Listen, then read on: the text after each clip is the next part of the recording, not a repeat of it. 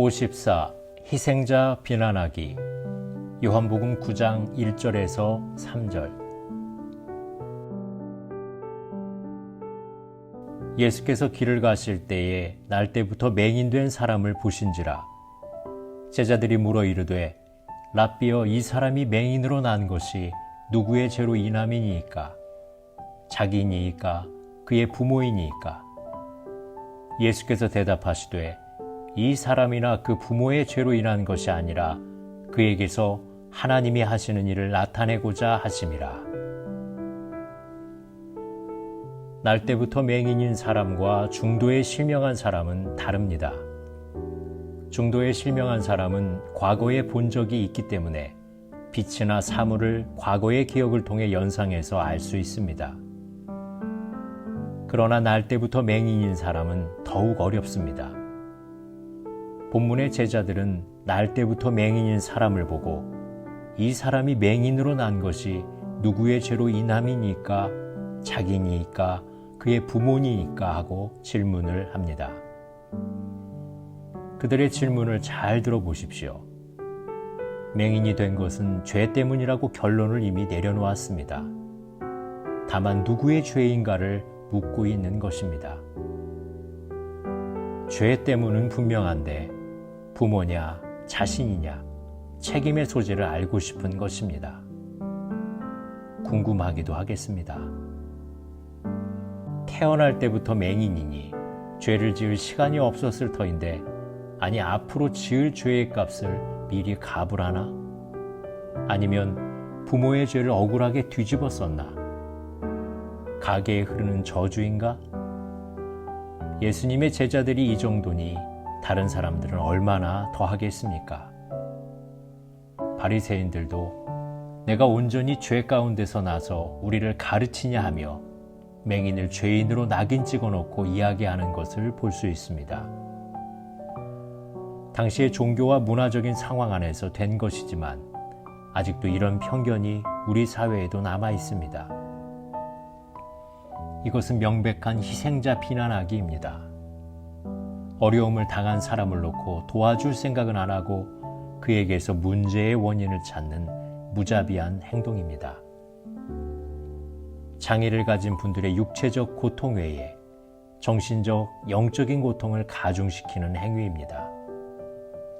누가 우리를 재판관으로 세웠습니까?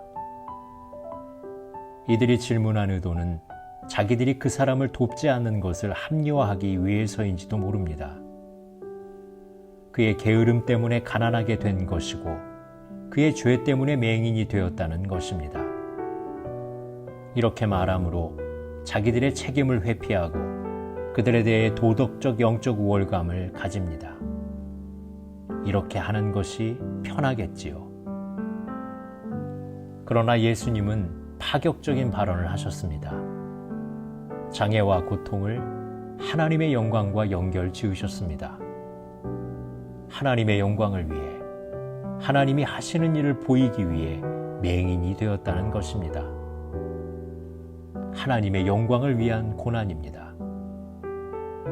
이것은 장애인을 보는 새로운 시각입니다. 이 말씀이 얼마나 많은 장애인들에게 복음이 되었는지 모릅니다. 제가 아는 분으로 강영우 박사님과 안효한 목사님이 그렇습니다. 그분들은 자신들의 장애를 하나님의 영광을 드러내는 도구로 쓰고 있습니다. 유대인들만 인과적으로 생각했던 것이 아닙니다. 우리 사회도 아직 장애를 가진 사람들에 대한 차별과 편견이 남아 있습니다. 우리가 장애를 가진 사람을 대할 때 왜보다는 어떻게에 더 관심을 가져야 합니다. 돌이킬 수 없는 과거를 묻기보다는 어떻게 더불어 인간다운 삶을 살아갈 수 있는지 미래지향적인 질문을 해야 합니다. 그를 통해 하나님이 하시고자 하는 일이 있습니다.